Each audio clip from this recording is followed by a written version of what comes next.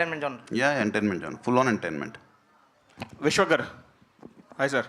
Sir నమస్తే sir trailer చూస్తే కొద్దిగా అంటే ఎంటర్టైన్మెంట్ చేయడానికి ఫిక్స్ అయిపోయారు, ఎంటర్టైన్ చేయడానికి ఆడియన్స్ని, కానీ కొంచెం వల్గర్ డైలాగ్స్ ఎక్కువ ఉన్నాయి అనిపిస్తుంది కొద్దిగా చూస్తే. సో ఎంటర్టైన్ ఆడియన్స్ని ఏంట్రా అయినా సార్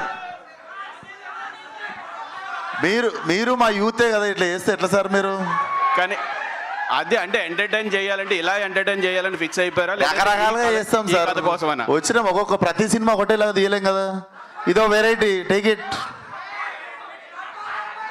చాలా శుద్ధపూస్తున్నారు మీరు కదా. ఇంక తర్వాత సినిమా చూసిన తర్వాత మాట్లాడు. డన్. విశ్వకర్ సార్ నమస్తే సార్. నమస్తే సార్, నేను వెంకట్ ఎన్టీవీ సార్. సార్ నమస్తే సార్. మీరు మీ ఏ ఈవెంట్కైనా నందమూరి హీరోస్ని తీస్తుంటారు కదా, ఇదేంటి మరి సడన్గా మా బాస్ని పిలిచారు, నందమూరి కాంపౌండ్ నుంచి ఇటు వచ్చారు? కంపౌండ్లు మీరు వేసుకుంటారు, మాకున్న కాంపౌండ్ ఒకటే, మా ఇంటి కాంపౌండ్. ఇక్కడ కాంపౌండ్ ఏం లే, ఇండస్ట్రీ అంతా ఒకటే. And boss is boss.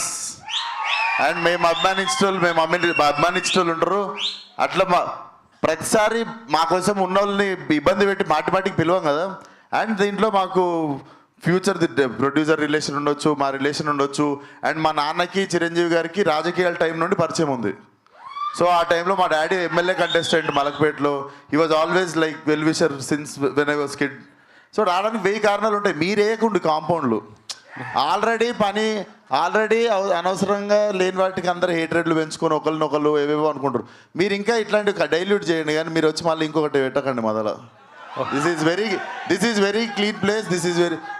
మా అందరం చాలా మంచి ఇంటెన్షన్తో ఒక సినిమాని ప్రమోట్ చేసుకోవడం కానీ, ఫంక్షన్కి పిలవడం కానీ, చాలా పెద్దరిగా చాలా మర్యాదతో మేము పిలుస్తాం. మీరు వచ్చి దాన్ని మెల్లగా దాంట్లో ఏం ఏకూరు దాంట్లో అంతే. ఓకే సరే, గతంలో రాజేంద్ర ప్రసాద్ గారిది మేడం వచ్చింది, ఎస్ ఆల్రెడీ చూశారు, యాజ్ డీజ్ సేమ్ అలాగా ఉంది. ఇప్పుడు లైలా ఇలా చేస్తున్నారు. దానికి ఇక్కడ థియేటర్లో అంటే ఆ కెమెరాలు వెనక స్పేస్లో ఉన్నోళ్ళలో హార్డ్లీ నాకు తెలిసి 4-5 చూస్తుంటారు. 2 దశాబ్దాలు అయిపోయింది ఆ సినిమా వచ్చి. సో ఈ ఇప్పుడు అందరిని అదే క్యాసెట్ వేసుకొని చూడమందామా?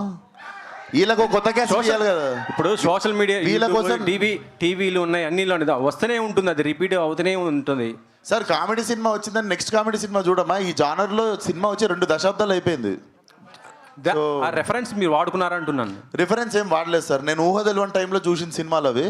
బట్ నేను ఈ జనరేషన్కి ఇప్పుడు ఉన్న ఫిల్మ్ మేకింగ్కి కానీ, ఇప్పుడు రైటింగ్కి కానీ, ఇప్పుడు ఉన్నవన్నీ వాడుకొని మేము ఎట్లా చేసినాం అన్నది I wanted to fill this gap అన్నట్టు. తెలుగులో వచ్చి టైం అయిపోయింది సినిమా.